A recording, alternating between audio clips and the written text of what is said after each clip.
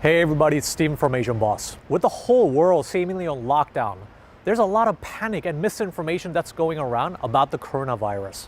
South Korea is widely acknowledged for having had one of the best responses to contain the pandemic. And yes, everybody here is wearing a mask. It's probably not an exaggeration to say that it is one of the safest countries to be in right now, relatively speaking, of course. If you're wondering what it is that Korea has done that was so effective, and also want to get the most accurate information on the coronavirus, today we've come to Korea University Guro Hospital to talk with the most prominent coronavirus expert in the country. He's waiting for us as we speak, so let's go ask him as many questions as we can. 오늘 이렇게 시간 내주셔서 정말 감사합니다, 교수님. 우선 간단하게 본인 소개 좀 부탁드려도 될까요? 예, 제가 이제 근무하고 있는 직장은 고려대학교 의과대학 서울에 있습니다. 구로병원의 감염내과 교수로 있습니다. 제가 이제 감염내과 의사가 된 지는 이제 1990년부터 한 30년 됐습니다.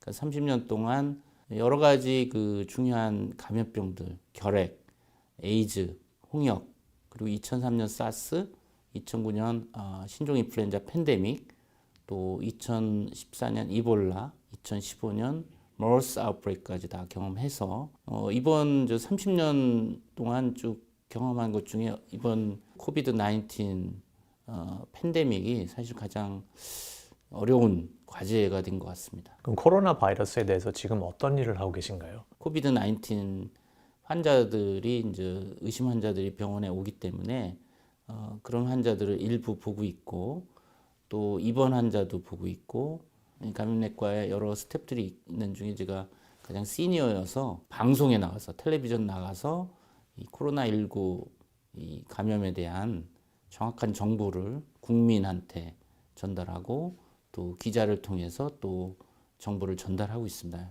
이제 그럼 전문가 입장으로 봤을 때 이 코로나19가 어디서 지금 시작된 거고 이게 지금 왜 이렇게 전염성이 높고 치사율이 높다고 생각을 하시나요? 2019년 12월에 이제 중국 후베이성 우한시에서 원인 모르는 폐렴, 계질성 폐렴 환자들이 많이 생기고 사망자가 생겼습니다. 그것이 중국 정부가 알아채고 세계보건기구에 보고한 것이 2019년 12월 31일입니다. 지금 어떻게 보면 3개월도 안 됐죠. 두세 달 동안 우리가 연구한 바에 의하면 원래 이제 박쥐가 갖고 있던 코로나 바이러스인데 그것이 우한에 있는 생동물 시장 거기에서 처음 인체 감염이 돼서 물론 중간 매개동물 숙주가 이제 그 천산갑이라고 하는 판골린이라는 얘기도 있고 뱀이라고 하는 얘기도 있는데 아직 확실치는 않습니다. 어쨌든 이 사스 코비2라고 하는 지금 코로나19의 원인 바이러스가 박쥐에서 뱀인지 천상갑인지 모르지만 중간 매개 동물을 거쳐서 인체 감염이 와서 지금 같은 이제 중증 폐렴으로 와서 사망률이 2 내지 3%인데 이거 사람으로서는 이거 처음 맞닥뜨리는 신종 코로나 바이러스죠. 그렇다 보니까 우리가 치료제도 없고 백신도 없고 그래서 모든 나라가 지금 아주 그 어떤 환자 폭증에 따라서 특히 지금 유럽이 가장 심하죠. 미국도 지금 뉴욕을 비롯한 대도시에서 환자가 많이 발생하고 있죠. 그래서 상당히 위협이다 그런 상황입니다. 사람들이 아직도 이 정확하게 코로나 이게 19가 뭔지 잘 모르는 것 같아요. 그렇죠. 이 치사율의 데이터가 어떻게 되나요, 지금? 이게 나라마다 다릅니다. 치사율은. 왜냐하면 이제 같은 바이러스지만 그 나라의 방역 시스템, 그 나라의 의료기관의 치료 수준, 또 그 나라의 연령 분포. 그러니까 고령자가 많은 이태리는 8, 9% 굉장히 높거든요. 나이 별대로 이거를 좀 구분을 해주실 수 없나요? 예를 들어서 20대, 30대 아니면 30대에서 40대. 제가 이제 수치를 가져왔는데 3월 24일이지 않습니까 지금? 예. 지금 수치를 보면 대한민국에서 8,961명의 환자가 있고 111명이 사망을 했습니다. 그리고 3,160명이 회복을 했어요. 한국에서는 검사를 많이 하다 보니까 전체 한 9천 명, 약 9천 명의 확진자 중에 20%가 무증상 환자예요. 예. 그러다 보니까 전체적인 규모를 우리가 잘 알고 있죠. 어느 나라보다. 그래서 나이대별로 나눠보면 80대 이상이 11.6% 치사율입니다. 한국에서. 70대는 6.3%, 60대가 1.5%입니다. 50대가 0.4%. 그리고 이제 젊은 건강한 사람들이 이제 굉장히 관심이 있을 텐데 한국에서는 40대에 한 명, 30대에 한 명이 사망했는데 40대에서는 치사율이 0.1%, 30대도 0.1%입니다. 근데 지금 20대, 10대는 없어요, 사망자가. 그러니까 어떻게 보면은 한국에서도 사망자의 90%는 60세 이상의 고령자에서 발생하고 있는 거죠. 그럼 이 바이러스가 왜 고령자한테만 이렇게 위험한 건가요? 신종 바이러스이기 때문에 백신도 없고 치료제도 없기 때문에 오로지 바이러스 감염됐을 때 싸울 수 있는 무기는 본인의 면역 방어 시스템이에요. 그러니까 10대, 20대, 30대, 40대까지는 가볍게 앓고 뭐 1, 2주 정도 몸살 감기로 앓고 대부분 낫게 되죠. 그럼 이제 증상이 아예 없을 수도 있고. 없을 수도 있고. 지금 우리나라 한국 자료 보면 전체 9천 명 중에 20%가 증상이 없어요. 이게 이제 함정이죠, 어떻게 보면. 증상이 없으면서도 전염성이 있기 때문에 이게 함정이라는 거죠. 그런데 60세 이상을 넘어가면은 면역이 노화가 됩니다. 임뮨 세네센스라고 하는데 특히 80대 이상 되면은 우리가 암 환자처럼 면역이 비유하자면 암 환자 면역 떨어지잖아요. 예. 그런 것처럼 80세 이상이 되면 급격하게 면역이 떨어집니다. 그러다 보니까 바이러스가 80대, 70대에 침투하면은 제대로 이겨내질 못하고 압도돼 가지고 바이러스가 폐렴이라든지 또 그 전신에 이제 염증을 일으켜서 이 고령자에서는 중증 질환으로 가고 또 위중한 크리티컬한 컨디션으로도 가고 사망 위험이 높은 거죠. 또는 만성 기저질환, 소위 이제 크로닉 메디컬 컨디션을 갖고 있는 분들인데 이분들은 뭐 60세 미만이라도 만약 심혈관 질환, 심장 혈관 질환이 있거나 만성 폐 질환이 있거나 당뇨병이 있거나 담배 많이 피는 사람들. 왜냐면 호흡기에 담배 피면 호흡기에 니코틴이 많이 끼면서 이 호흡기가 상처 나고 그래서 담배 피는 사람도 중증으로 가고 뭐 그게 아니더라도 뭐 그 면역 억제제, 스테로이드라든지 항암제 쓰는 사람들도 위험합니다. 그러면 이제 한번 걸렸어요. 난 다음에 또 걸릴 수 있는 건가요? 네. 지금 그게 이제 굉장히 두려운 거죠. 지금 아직 모르는 부분이 많아요. 보통 우리가 어떤 병에 걸리고 나면 항체가 생깁니다. 대개 2주 정도 되면 항체가 생겨요. 그 다음에 같은 병에 안 걸려요. 지금 코로나19의 경우는 코로나19를 걸리고 나서 회복을 해서 퇴원했어요. 근데 한 5일 내지 7일 뒤에 다시 증상이 나오고 바이러스가 또 나오는 그런 재발 사례들이 있거든요. 그런 경우들이 가끔 있습니다. 그러면 이 코로나19라는 게 어떻게 걸리는 거예요? 예를 들어서 사람들의 인식은 이게 내가 숨만 내쉬어도 걸린다. 아니면 이게 무슨 어떤 내 얼굴에 재채기를 해야지만 걸리는 거다. 되게 이제 크게 세 가지입니다. 이 주로 이게 호흡기로 바이러스가 들어와서 염증을 일으키면서 열이 나고 기침하고 호흡곤란 있고 이게 이제 주증상인데 예. 그러면 환자가 이제 기침 재채기를 하면 드랍플래시라고 비말이라는 게 이렇게 나옵니다. 침 튀기는 거잖아요. 예, 침 튀는 건데 그 비말이라는 거는 그 침방울이 5마이크론보다 큰 거를 드랍플렛 비말이라고 합니다. 그 안에 수많은 바이러스가 포함되어 있죠. 침방울에. 그 환자로부터 나오는 침방울에. 근데 이제 5마이크론보다 크다 보니까 이게 기침 재채기를 하면 이렇게 포물선을 그리면서 1m 이내 아니면 멀면은 뭐 2m 이내에 떨어지죠. 그러면 눈이나 코나 입의 점막으로 바이러스가 침투하는 거예요. 눈으로도 들어갈 수가 그렇죠. 있는 거네요. 네, 점막으로. 소문에 뭐 쳐다만 봐도 걸린다라고 하는데 그건 잘못된 정보고. 아니면 그냥 공기로 이렇게 그 사람이 지나갔는데 네. 그 다음에 한참 있다가 지나가면 뭐 걸린다 약간. 그건 이제 공기는 좀 다른 거라 이제 다시 설명을 드릴 텐데 네. 가장 흔한 거는 이렇게 비말로 기침 재채기로 전파하는 게 하나고 두 번째는 그 콧물 재채기가 있으면 우리가 손으로 이렇게 비비잖아요. 알게 모르게 무의식적으로. 그럼 손에 콧물이 묻으면서 바이러스가 묻는단 말이에요. 예. 그럼 그걸로 제가 악수를 한다. 그러면 이제 악수를 통해서 접촉 전파가 되는 거죠. 이게 두 번째고, 또 하나는 제가 이제 환자가 기침 재채기를 하면 그 비말이 이런 탁자라든지 또 아니면 손잡이라든지 컴퓨터 키보드라든지 이런 데 묻어요. 그러면 이 짧으면 수시간, 길면 3, 4일 그 이상 장기간 3, 4일. 살아 있어요. 네. 예를 들어서 이런데 이제 누가 이렇게 만졌어요. 네. 그럼 이게 며칠 동안 가나요, 이게? 이런 탁자는 한 3일 정도 가죠. 종이나 이런 옷 같은 텍스타일에 바이러스가 묻으면 생존 기간이 좀 상당히 짧아요. 한 몇 시간이면 그러면? 뭐 종이 같은 경우는 하루 정도. 예. 네. 이게 달라요, 상당히 온도, 습도. 한국처럼 이렇게 겨울에는 온도가 뭐 5도, 습도는 한 30%. 이럴 때는 바이러스가 오래 간다는 거죠. 이 탁자 표면에서 뭐 5일, 7일까지도 갈 수가 있어요. 그 몇 시간 뒤에 이제 지나가는 사람이 손에 묻히면 손에 바이러스가 또 묻겠죠. 아직 살아 있으니까. 그걸로 눈, 코, 입을 또 만지면 감염이 되는. 결국에는 그럼 뭐 공기로 이렇게 숨만 들여 마신다고 뭐 전염되는 건 아니네요. 그렇죠. 그러니까 일반적으로 우리가 일상생활에서는 비말 전염과 접촉 전염과 간접 접촉 이 세 가지가 전파가 되는데 예. 단 특수한 상황에서는 공기 전파가 가능한 거죠. 공기 전파라는 건 이제 에어로졸 트랜스미션이라고 그러고 또는 에어본 트랜스미션이라고 하는 건데 지금 신천지 교회에서 대한민국에서 뭐 수천 명 그 환자가 생겼지 않습니까? 10층에 교회가 있었는데 거기에 그 밀폐된 공간에 겨울철이다 보니까 창문도 닫혀 있죠.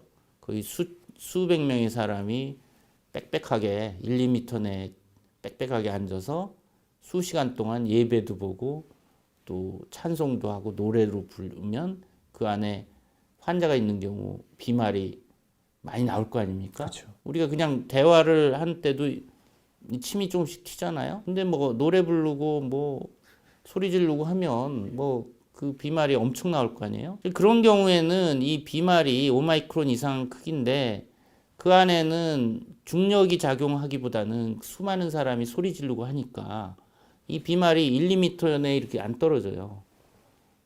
그러니까 공기 흐름이 수직이 아니라 수평으로도 가니까. 그러면 그 비말이 소리 지르면 1, 2m를 넘어서 이렇게 멀리 가면서 이게 마릅니다. 그러니까 5마이크론보다 작은 사이즈로 작아져요. 그게 이제 에어로졸인 거죠. 그런 경우는 중력의 영향보다는 가볍기 때문에 1, 2m를 넘어서 뭐 수미터 뛰어다녀요. 그러니까 1, 2m가 아닌 더 멀리 수미터 멀리 떨어져 있는 사람의 호흡으로 또 감염이 되는 거죠. 그게 이제 공기 감염인 거죠.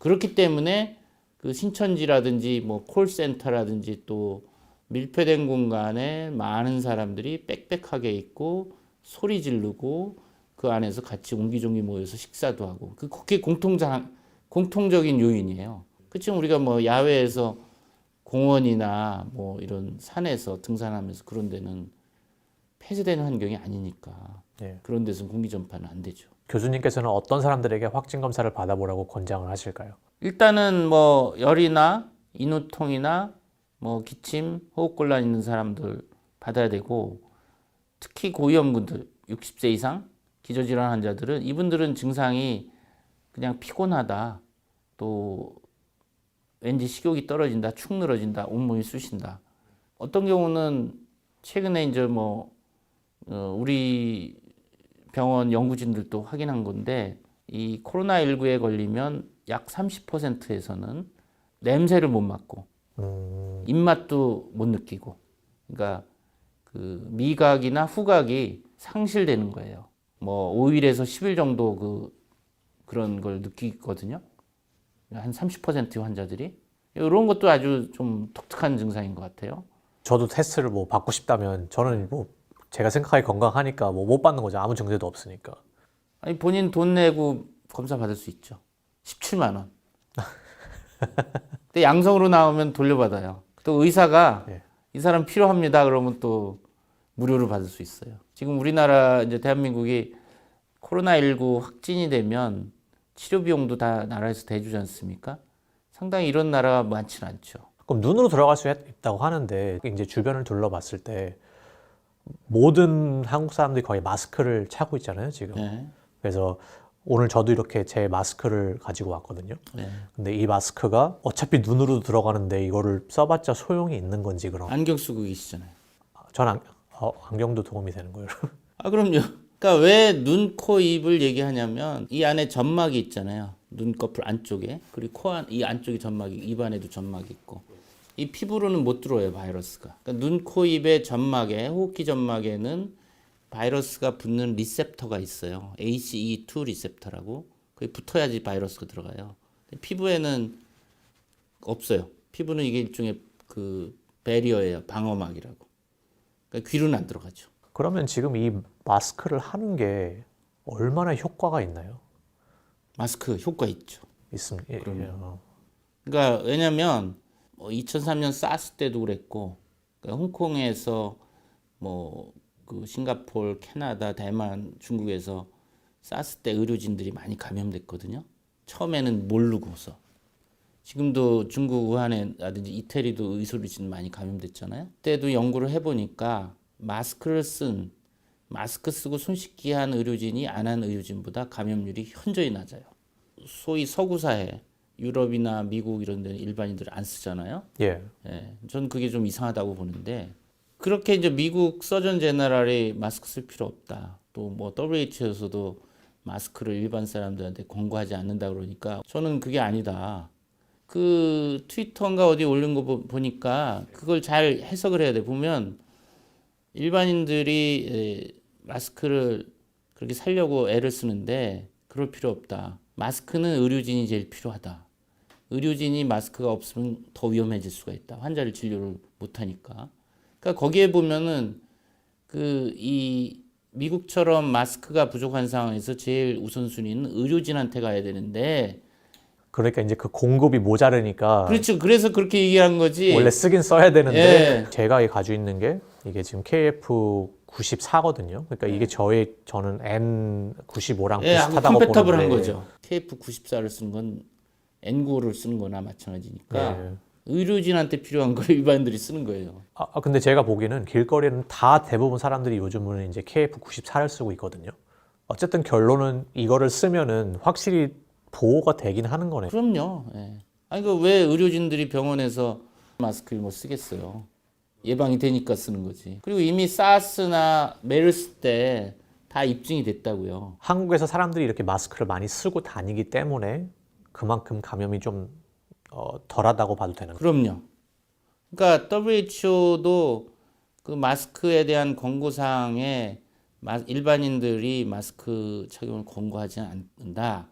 단 동양권에서는 문화적 차이로 마스크를 권고하기도 한다. 이렇게 돼 있는데 사실 그것도 좀 문제가 있죠.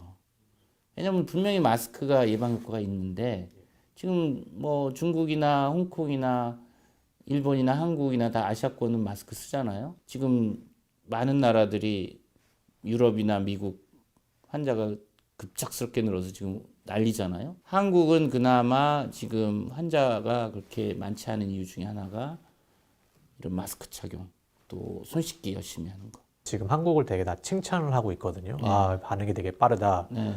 또 테스트 같은 것도 뭐 엄청나게 지금 한다. 근데 한국이 지금 테스트를 얼마나 많이 하고 있나요? 그러니까 하루에 15,000건을 실시를 해서 현재 지금 까지 이제 지금 33만 8천 건을 했어요.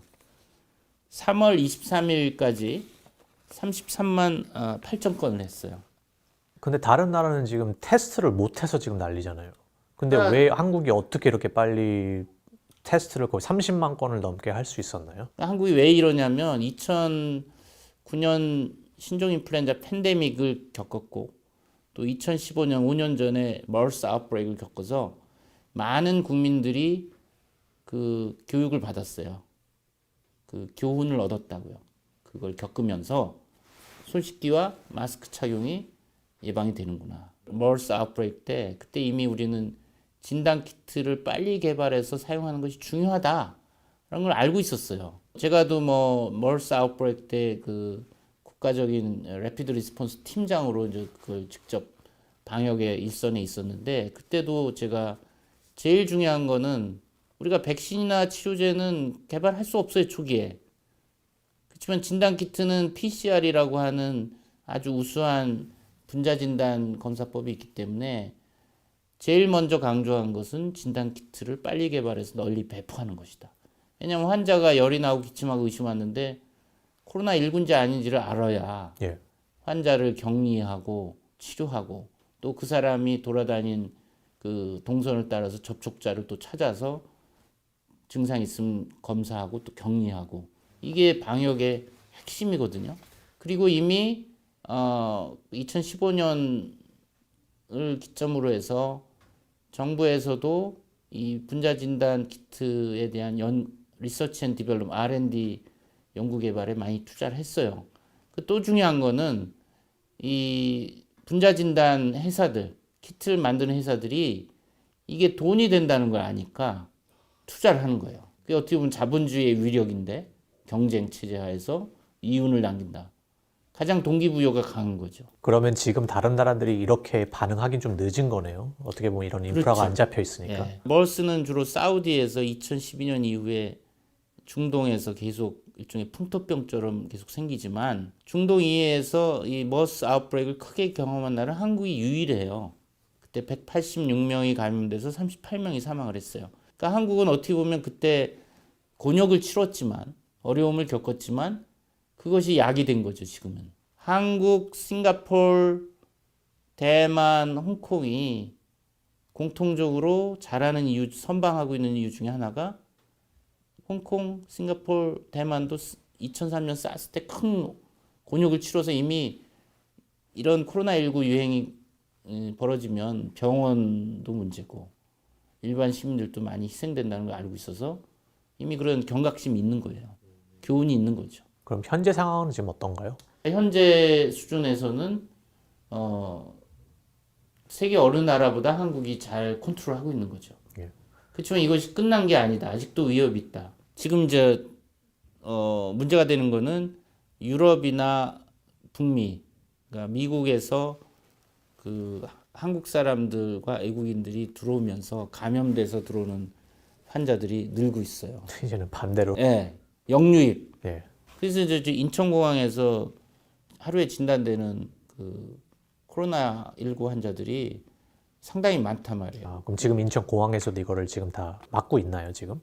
유럽에서 입국하는 모든 사람은 확진 검사를 해요. 3월 20일부터 유럽에서 입국하는 그 내외국인은 다 검사를 한단 말이죠. 그래서 하루에 지금 우리나라에서 확진되는 코로나19 환자의 20% 정도가 외국에서 들어오는 케이스들이에요. 사례들이에요. 그 검사를 하면 그 결과 양성, 음성 나오는 데까지 그 결과가 얼마나 걸리나요? 시간이? 보통 6시간 걸리는데 지금 워낙 많은 사람을 한꺼번에 검사하다 보니까 그 임시 시설에 이제 하루 정도 대기하면서 결과를 그 다음 날 통보를 받아서 이제 결정을 하는 거죠. 그러니까 이제 양성이면 중환 환자들은 병원으로 가고 경환 환자들은 생활치료센터로 가고 음성이면 집에 가서 2주간 자가격리를 하죠. 근데 이제 우리가 자가격리 어플리케이션을 깔아줘요. 스마트폰에다. 자가격리 어플리케이션을 깔고 집에 있으면 그 위치 추적이 됩니다. GPS가. 벗어나면 이게 이제 그 경보음이 울려서 이제 벗어났다. 자가격리를 이탈했다. 그리고 증상을 앱의 어플리케이션에 하루에 2번 입력을 해야 돼요.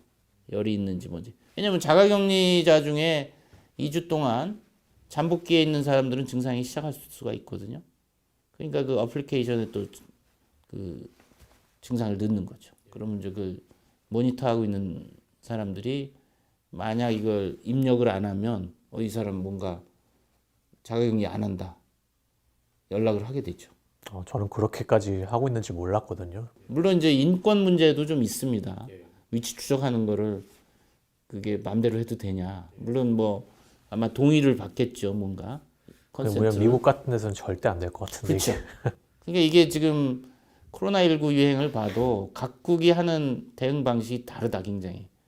컬처와 그 나라의 전통과 트레디션과 한국은 그런 동양권의 문화가 있잖아요. 또 중국은 중국대로 강력한 문화가 있고 중국은 더 하잖아요. 그렇기 때문에 어떻게 보면 지금 통제되고 있는 거라고도 볼 수 있고. 지금 한국에 있는 모든 시민들이 지금 뭐 학교도 다 이제 개학도 연장되고 사회적 거리 운동을 이제 정부가 직접적으로 이제 뭐 문자도 보내고 그렇게 하잖아요. 그게 지금 얼마나 잘 실행되고 있다고 보시나요? 20일, 요 며칠 전부터 국무총리가 이제 특별 담화문을 해서 사회적 거리두기를 강력하게 권고를 하고 있어요. 그러니까 종교시설하고 또 유흥시설, 술집 뭐 이런 거, 그 다음에 실내 체육시설 이 세 군데를 지난 20일부터 2주 동안 문을 닫아라라고 강력하게 권고만 한 거지 강제사항이 아닙니다. 뭐 5, 60대 이상 나이 든 사람들은 잘 지킵니다. 근데 이제 문제는 10대, 20대 지키기 어려워요. 왜냐하면 10대 같은 경우는 대한민국에서는 교육이 제일 최고거든요. 아무리 아프고 열나고 힘들어도 학교 가야 되고 학원 가야 돼요. 지금 학교는 개학을 연기했어요. 초중고등학교. 이 코로나19 때문에. 근데 아이들은 저녁에 학원을 간단 말이에요. 그러니까 학교를 아무리 폐쇄하고 있어도 저녁에 학원 가가지고 지금 뭐 지난 주말만 해도 한 90%의 학원이 문을 열었다고 합니다. 뭐 이게 동양권에 특히 그 대학을 잘 가는 것이 인생을 결정하기 때문에 특히 고등학교 학생들은 학원에 가서 또 저녁에 좁은 공간에서 공부하면서 접촉을 많이 한다는 것이고 20대는 또 강남에 이제 클럽을 뭐 금요일이나 토요일 날 간단 말이에요. 아랑곳하지도 않고 마스크 쓰지 않죠 당연히. 그 밀폐된 공간에서 뭐 춤도 추고 술도 마시고 왁자지껄 떠드니까 잘 안 지킨단 말이에요. 뭐 PC방, 노래방. 사실은 이 10대, 20대 특히 우리나라에서 코로나19 환자의 약 30%가 20대에서 발생하고 있어요. 굉장히 독특한 현상이죠. 그 전문가로서 교수님의 입장은 코로나19가 언제까지 이제 이게 계속 갈 거라고 보시나요? 왜냐하면 어떤 사람들은 뭐 이제 이게 여름이 되고 날씨가 따뜻해지면 더 줄어들 거다. 네. 그리고 이게 계속 갈까요? 아니면 이게 정말 저희가 이제 이걸 아예 없앨 수 있나요? 상당히 뭐 이제 중요한 가장 많은 듣는 질문입니다. 최근에. 지금 전망이 쉽지가 않아요. 단기간에 안 끝나는 거 확실한 거고. 그럼 이게 아예 없어진다거나 그런 희망은 없는 건가요, 지금? 그러니까 이제 몇 가지 시나리오가 있을 수가 있는데 첫 번째 우리가 가장 베스트 케이스 시나리오는 2003년 사스 때 2002년 11월부터 이제 중국 남부 광동성이 시작돼서 홍콩으로 환자가 와서 이제 전 세계 여행객을 통해서 전 세계 퍼져서 한 8천여 명이 감염되고 774명이 사망했어요. 치사율이 9.6% 정도 됐죠. 7월 초에 끝났어요. 사스는. 그러니까 지금 이 코로나19도 사스와 유사한 신종 코로나 바이러스이기 때문에 우리가 기대하건대는 그때처럼 열심히 각국이 방역을 해서 7월 또는 뭐 8월에 끝나는 시나리오가 가장 희망적인 시나리오예요. 그리고 다시는 인류한테 감염을 안 시키는 것. 그 가능성도 있어요. 근데 그럴 확률이 몇 퍼센트 정도 된다고 생각하세요, 현재? 그때보다는 뭐 낮아서 한 10%? 10% 정도. 그보다 미만이겠죠. 왜냐면 그때 2003년은 벌써 17년 전이에요. 그때는 항공 여행이 그렇게 활발하지 않았어요. 지금은 전 세계가 일종의 국경이 없잖아요. 또 하나 시나리오는 지금 얘기한 대로 일단은 뭐 여름까지 유행하고 일단 북반구는 끝난 다음에 이제 남반구로 가는 거예요. 호주라든지 저쪽 남아프리카 공화국 남미는 그때 겨울이 되거든요. 그리고 또 이제 10월, 11월에 이제 북반구로 또 오는 거죠. 우리 독감처럼 계절 독감처럼 순환을 하는 거예요. 세 번째는 우리가 이제 운 좋게 백신을 개발해서 백신을 접종해서 이제 전 인구도 와서 우리가 이제 천연두를 1980년도에 백신 접종으로 지구상에서 소멸시켰듯이 백신이 아주 효과적인 백신이 나온다면 그걸 접종을 해서 유행하지 않게 끝내 종식시키는 그것도 하나의 시나리오이긴 한데 가장 야심차면서도 달성하기 쉽지 않은 시나리오죠. 이거 백신이라고 하시면 지금 이 백신 개발이 어디까지 와 있는 상태이고 이게 지금 이제 나와서 시장에 나와서 대중들이 이거를 다 접종을 받을 때까지 시간이 얼마나 걸릴까요? 이 타임 프레임을 좀 주시면. 새로운 병균의 백신 개발은 10년 내지 15년 걸리고 돈은 1조 원이 들어요. 이게 지금 100일도 안 된 바이러스고 이제 유전자 안지도 뭐 2개월밖에 안 됐어요. 미국 알레르기 감염병 연구소의 이제 소장 안토니 파우치가 얘기를 했단 말이에요. 빠르면 모든 게 성공적으로 잘 진행이 된다면, 그러니까 우리가 백신 임상 시험을 건강한 성인 뭐를 일상부터 시작해서 쭉 3상까지 가는데 순조로이 되면 18개월이다. 그 모든 일이 순조로이 됐을 때 얘기거든요. 근데 만약 그 미국이나 중국이 백신 개발에 성공했다고 하더라도 다른 나라에 백신을 한 알이라도 줄까요? 미국 인구가 3억 2천인가요? 굉장히 많잖아요. 그거 단기간에 미국에서 자체 생산해서 그거 놓기도 불가능할 거예요. 결국 이제 우선순위를 누굴 먼저 놓을 거냐. 일반 사람들이 백신 접종을 할 수 있는 거는 시간이 엄청 많이 남은 거예요. 10대, 20대 건강한 사람들은 백신 맞을 수 없을 거예요. 현재 지금 백신 개발에 또 참여를 하고 계신가요, 지금? 저는 백신 개발에는 참여는 안 하고 있고 현재 지금 치료제와 백신 두 가지가 있는데 이제 백신은 어차피 시간 걸리고 당장에 우리가 쓸 수는 없어요. 이제 가장 빨리 이 치료제로 쓸 수 있는 것은 신약 재창출이라고 드러그 리퍼포즈먼트라고 비아그라라는 약은 보통은 이제 지금 발기부전 치료제로 알고 있지만 원래는 심장 질환 치료제로 개발하다가 부작용으로 이게 발기부전에 효과가 있다는 걸 알게 돼서 이제 발기부전 치료제로 비아그라를 쓰고 있거든요. 그런 거와 마찬가지로 기존에 다른 감염병으로 치료제로 이미 허가돼서 사용되고 있는 약을 코로나19라는 병의 적응증, 인디케이션으로 사용하는 것을 이제 신약 재창출이라고 그래요. 이것이 가장 빠른 길이에요. 그러니까 지금 에이즈 치료제 칼레트라, 말라리아 치료제 클로로퀸, 이것이 코로나19 바이러스에 이제 시험관에서 좀 효과가 있다라고 해서 그거를 지금 현재 쓰고는 있어요. 그 중환 환자들. 그런 식으로 지금 또 최근에 이제 렘데시비어라고 길리어드사에서 에볼라 치료제로 이제 개발했던 약인데 코로나19 치료제를 한번 써보자 하는 그런 지금 임상 시험도 하고 있는데 그런 것들이 이제 재원도 있어야 되고 인력도 있어야 되고 계획은 하고 있습니다. 두어 가지를 계획하고 있고 또 하나 이제 빠르게 갈 수 있는 것은 코로나19에 걸리고 회복한 사람들의 혈장, 컨발레센트 플라즈마라고 해서 이건 뭐 100년 전부터 쓰던 그 전략이에요. 코로나19에 걸리고 회복한 사람의 혈액에는 코로나19 바이러스를 중화시켜서 무력화할 수 있는 항체가 있거든요.